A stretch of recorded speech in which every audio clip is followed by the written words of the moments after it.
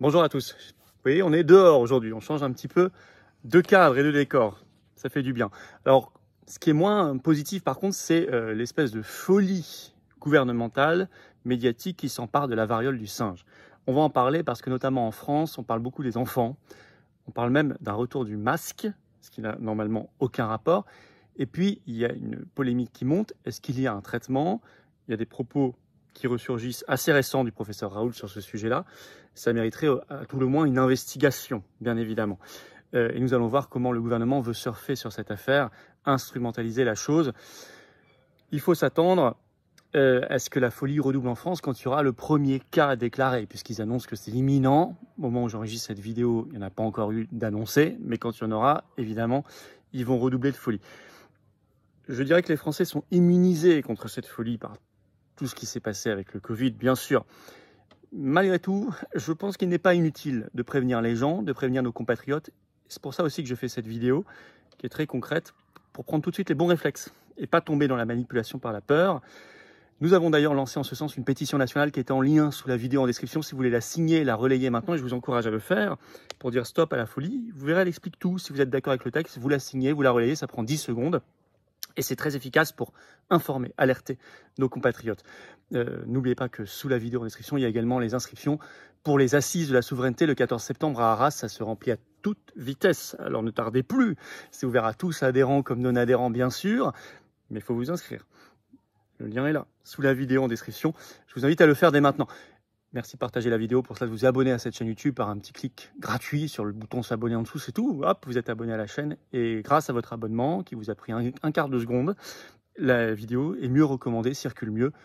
Et on va toucher des personnes qui vont nous découvrir. Donc, grand merci et bravo à vous. Vérifiez peut-être que YouTube ne vous a pas désabonné. Réabonnez-vous, s'il vous plaît, le cas échéant. Ça arrive.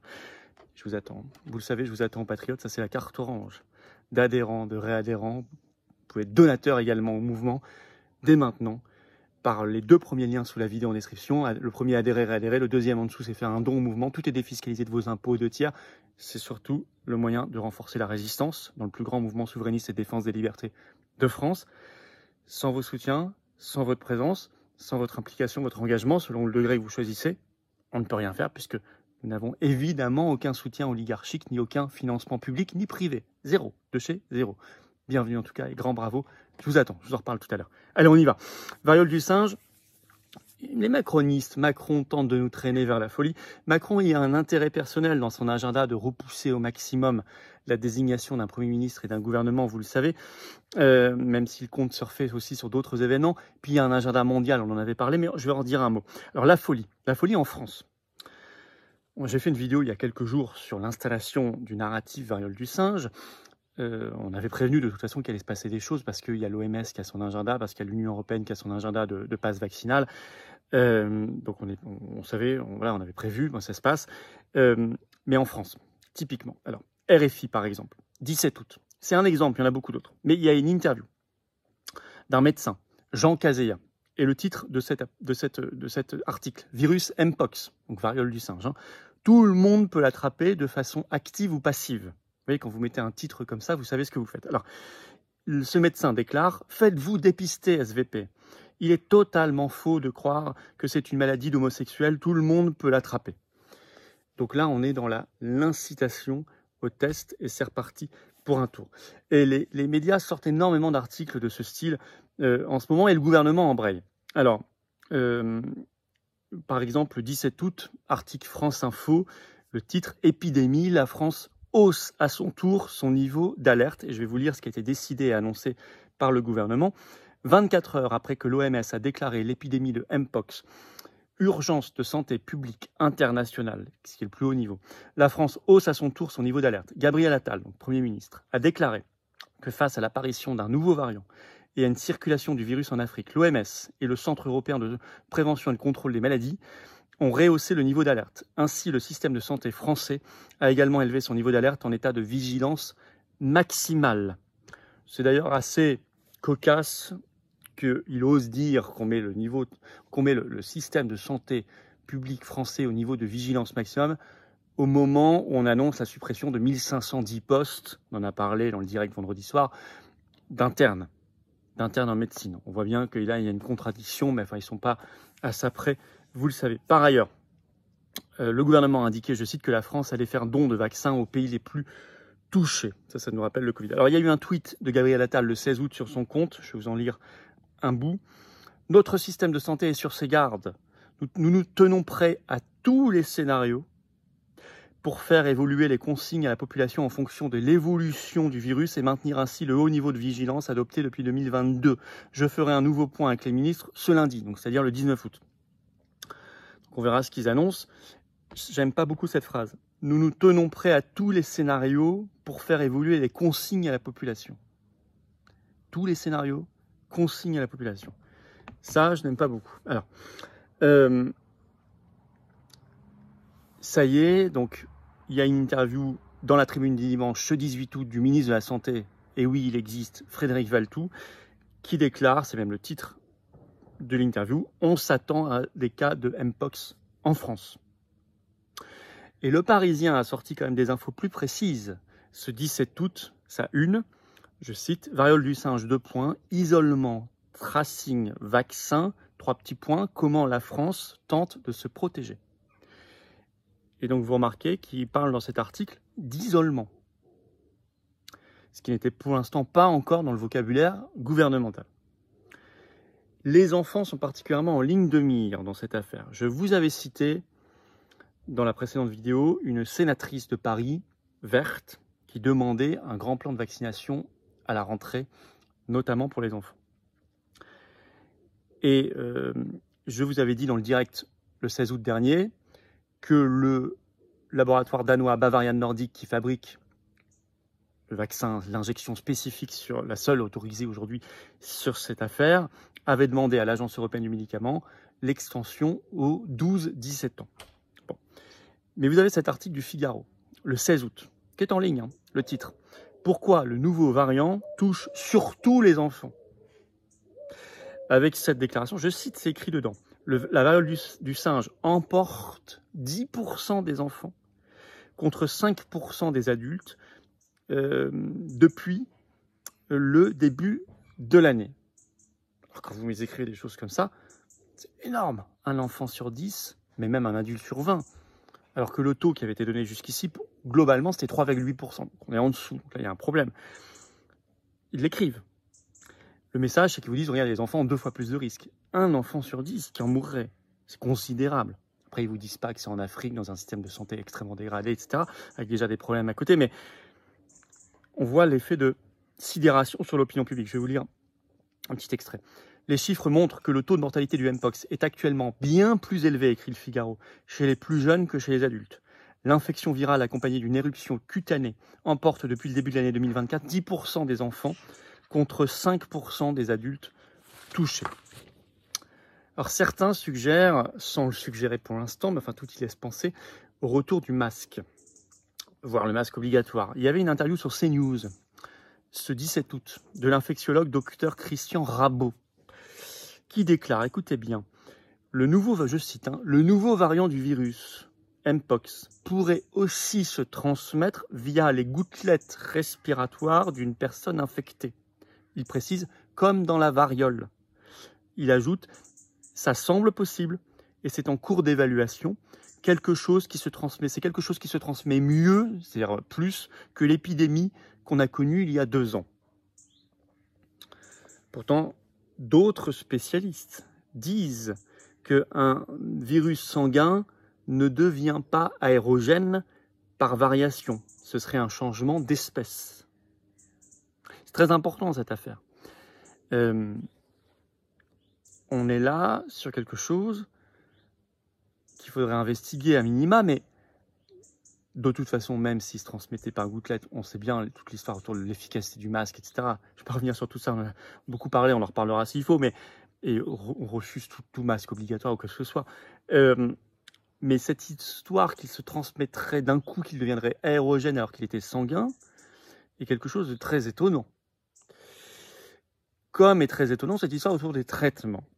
Et là, on va revenir sur quelqu'un que le système n'aime pas beaucoup, qui est le professeur Raoult, mais ce n'est pas une vidéo de maintenant, c'est une vidéo qui date de la première épidémie en 2022. Première alerte, en tout cas, variole du singe. Épidémie est un bien grand mot. Il a fait une vidéo à l'époque à l'IHU qui ressort beaucoup. Et il parle, à l'occasion de cette variole du singe, il parle des virus pox, des pox-virus en général, parce que ça fait partie de la famille des pox-virus. Et je cite le professeur Raoult. Sur les infections à pox-virus, les Chinois ont testé 457 molécules disponibles. Et celle qui était la plus efficace, dit-il, est un médicament japonais qui s'appelle le Tranilast, qui est prescrit beaucoup au Japon et en Corée du Sud. Il ne coûte rien, ajoute le professeur Raoult. Il est génériqué, mais il n'a pas reçu d'autorisation de la FDA aux États-Unis et il n'est pas commercialisé en Europe. Et il ajoute, c'est intéressant, donc il ne sera jamais commercialisé puisqu'il ne coûte rien. Fin de citation du professeur Raoult. Alors le Tranilast, son nom commercial, c'est le Rizaben. Et il est commercialisé au Japon et en Corée du Sud depuis 1982. Alors d'autres vous diront non, il n'y a pas eu d'essais cliniques, etc., etc. À tout le moins, je rappelle que la spécialité de base, ces décennies de travail, de carrière du professeur Raoult, c'est justement l'infectiologie en milieu tropical, c'est-à-dire les Mpox. Donc je pense qu'il ne parle pas totalement dans le vide. De toute façon, c'est une piste à investiguer, non? Je ne sais pas si elle le sera. Les premières réactions que j'ai vues des variolistes, qui sont la nouvelle déclinaison des covidistes, sont souvent les mêmes. Les variolistes ont tout de suite répondu à Raoult qu'il n'était pas question, que c'était faux, que c'était fake news, etc., etc., comme d'habitude. Moi, je ne sais pas, ça n'est pas une chaîne médicale, on n'est pas là pour dire ici ce qu'il faut faire ou pas en termes de traitement. Ça n'a jamais été notre rôle et ça ne l'est pas. Ça, vous voyez, avec les soignants et vos médecins. Mais je pense, en tout cas, qu'en termes de décision publique, c'est une piste qu'il faudrait investiguer, à tout le moins. Elle ne l'est pas pour l'instant. Je l'ai dit, il va falloir s'attendre à un redoublement de folie quand il y aura un premier cas qui sera annoncé en France. Et il y en aura un, manifestement, il l'annonce même. Déjà, je vous ai dit, ce jour même, là, dans l'interview du ministre de la Santé, dans la tribune du dimanche, il y aura des cas très bientôt dans les prochains jours. Bon. Il y a des raisons mondiales. Cet agenda, l'agenda tombe bien. L'Union européenne teste son pass vaccinal dans 5 pays en septembre, vous le savez. L'OMS a besoin de relancer son traité mondial sur les pandémies. Il y a la campagne présidentielle américaine pour novembre. Et puis Macron, dans le contexte national, puisque cette vidéo est très focalisée sur la France, Macron aussi, ça l'arrange, dans une stratégie de repousser, de faire durer le suspense jusqu'à la nomination d'un Premier ministre ou d'un gouvernement. C'est bien pratique pour lui. Il peut se présenter comme le chef qui va lutter contre la nouvelle épidémie. Nous sommes en guerre, n'ayez pas peur. En tout cas, pas peur de ce virus, mais peur de nous. C'est toujours sous-entendu. Moi, je pense qu'il faut n'avoir peur de personne et qu'il faut justement briser ce cycle de peur et de manipulation. C'est pour ça qu'on lance la pétition nationale qui est en lien sous la vidéo en description, que vous pouvez signer et relayer dès maintenant. Stop à la folie sur la variole du singe, parce que nous ne sommes pas dupes de tout ça. Nous avons toujours dit qu'il faut rehausser le niveau, bien sûr, de santé publique dans les pays, notamment africains, très touchés aujourd'hui. Il s'agit de prendre en compte la chose et de traiter les malades et de faire en sorte que ça se diffuse le moins possible. Mais il est hors de question de créer un climat de psychose en France et dans le monde et de l'accepter. Et d'accepter demain quoi? Le Parisien parle d'isolement, de tracing, de tests, de vaccins. Certains parlent de masques, etc. Beaucoup parlent des enfants. Qui peut accepter ça décemment? Pas nous. Pas nous. Les patriotes se sont battus et se battront. Merci donc de signer, de relayer la pétition. Également cette vidéo, pour que ça se partage mieux, vous pouvez vous abonner à cette chaîne YouTube par un petit clic gratuit sur s'abonner en dessous, sur le bouton. Hop, ça y est, vous êtes abonné à la chaîne, les vidéos circulent mieux. Merci de le faire maintenant, je vous en remercie beaucoup. Si vous avez envie de le faire, eh bien c'est très bienvenu, bien évidemment. Les assises de la souveraineté le 14 septembre à Arras. On parlera à la sortie de l'OMS, notamment on aura Carlo Broza qui sera là. C'est sous la vidéo en description pour s'inscrire dès maintenant. Ne tardez plus. Je vous attends, patriotes, ça non plus, tardez pas. J'ai besoin de vous. Vous voyez bien que le combat, il est immense pour la vérité, pour la liberté, pour nos enfants. Pour éviter de retomber dans cette psychose et ce piège, le combat, il est là. Nous, on l'a mené. On l'a mené, on le mènera. On mènera tout ce qu'il faut, devant les tribunaux, dans les rues, dans les élections, en affichant, en collant, en tractant, en allant voir les gens, en faisant des pétitions, tout. On lâchera rien. Mais j'ai besoin de vous, je ne peux pas le faire seul. Personne ne peut le faire seul. Personne ne peut le faire isolé. Si vous êtes là, on déplacera les montagnes et on gagnera. Si on ne fait pas, ce ne sera pas fait. L'histoire récente l'a prouvé ces dernières années. On fait, on est prêt, on invite tout le monde, on rassemble. Mais si on n'est pas là, c'est pas fait. Merci de nous soutenir et de nous aider à le faire. Vous pouvez adhérer, réadhérer pour cela ou faire un don au mouvement. Comment on fait pour adhérer, réadhérer aux Patriotes? C'est le premier lien sous la vidéo en description. Ce lien est également en commentaire épinglé. Une petite fiche sur l'écran maintenant et dans quelques secondes, un lien sur l'écran. Choisissez faire un don au mouvement, deuxième lien sous la vidéo en description. Tous ces liens sont en même temps tout le temps sur notre site, les-patriotes.fr. Tout est défiscalisé aux 2/3 de vos impôts. Ça fait baisser massivement vos impôts que d'adhérer, réadhérer ou donner au mouvement. Profitez-en, plutôt que de donner ça à n'importe qui, au fisc, au gouvernement de Macron, etc. Qu'on fera n'importe quoi. Voilà, et ça aide la cause et ça permet de défendre des belles valeurs et un bel avenir et des beaux principes. Bravo aux donateurs, aux réadhérents, bienvenue du fond du cœur aux nouveaux adhérents patriotes. Vive la France!